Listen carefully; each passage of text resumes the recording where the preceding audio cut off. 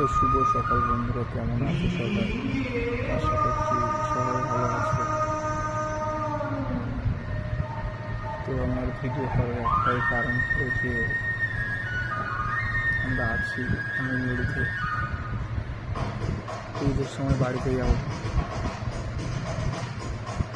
Ticket কাটতে গিয়েছিলাম, reservation হলো না, প্রচণ্ড ভিড়, টিকিট পাওয়া যাচ্ছে না, ট্রেনও কম আছে। তারপর ওটাও হলো না, জেনারেলের জন্য গেলাম, মানে চালুতে যাবো বলে।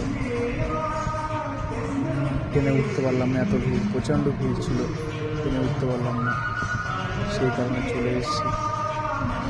তো জানি না ঈদে যাওয়া হবে কি না, তো সকলে দোয়া করবে যেন ঈদের সময় বাড়িতে যেতে পারে।